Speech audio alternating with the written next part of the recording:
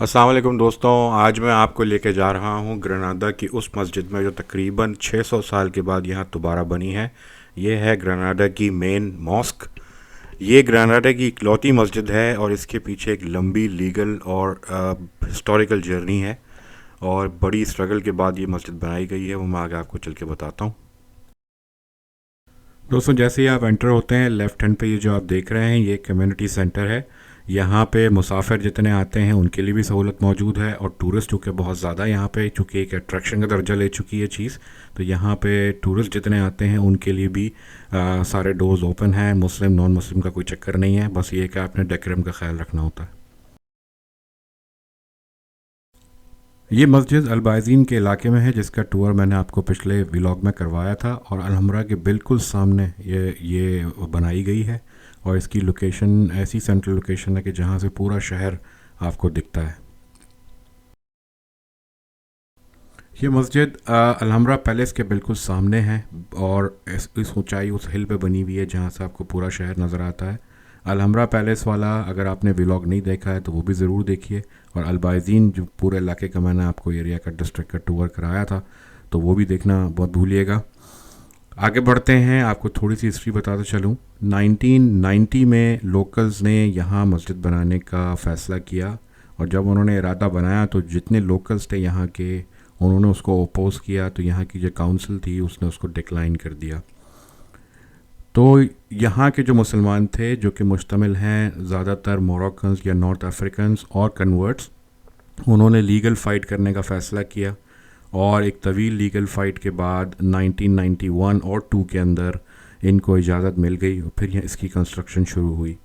10 साल लगे इसकी कंस्ट्रक्शन में। कंस्ट्रक्शन कंप्लीट होने के बाद 2003 में ये मस्जिद ऑफिशियली ओपन हुई। तो जाहिर है जब इतने अरसे के बाद एक ऐसी जगह पर जहाँ पे कभी कोई मस्जिद नहीं रही, तो वो ऑफ कोर्स ऑटोमेटिकली एक टूरिस्ट अट्रैक्शन बन गई। तो यहाँ पे दुनिया भर से लोग आते हैं और मुस्लिम नॉन मुस्लिम का कोई भेदभाव नहीं है, मगर सिर्फ ये होता है कि नमाज के वक्त थोड़ी सी सेग्रेशन हो जाती है और उनको मना कर दिया जाता है कि वो एंटर नहीं हो सकते। अदरवाइज़ वो हॉल तक होते हैं। ये आप देख रहे हैं, ये सारा हॉल है। जो एंटर आप हों तो आपको हॉल दिखता है और इसके अंदर वो आते हैं, अब जा सकते हैं। बस सिर्फ प्रेयर्स के टाइम पे वो अंदर नहीं जाते, अदरवाइज़ उनको कोई प्रॉब्लम नहीं है अंदर जाने के लिए। अंदर एक छोटा सा कम्युनिटी हॉल बना हुआ है जहाँ पे इंटरफेथ लेक्चर्स, क्लासेस और लेसन्स दिए जाते हैं और ख़वातीन के लिए और मर्दों के लिए अलग अलग सेक्शंस हैं। नीचे एक छोटा सा वज़ू खाना बना हुआ है। आपको अभी अंदर से भी दिखाता हूँ कि ये मस्जिद किस तरह से अंदर से बनी हुई है।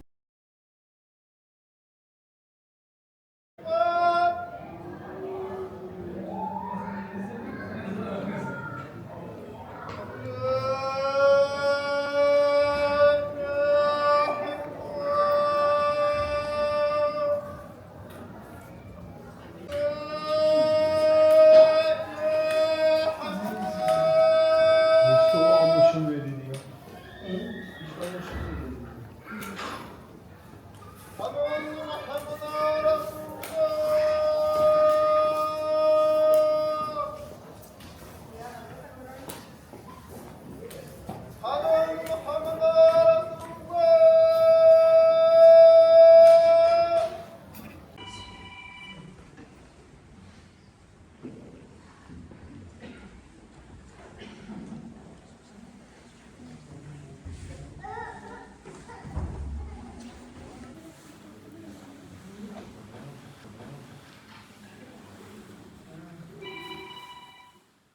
तो दोस्तों, ये था ग्रनाडा मॉस्क का छोटा सा टूर। अगर आपको पसंद आया है तो लाइक, सब्सक्राइब, शेयर ज़रूर कीजिए और अगर आप ग्रनाडा आएँ तो इस मॉस्क को ज़रूर विज़िट कीजिए।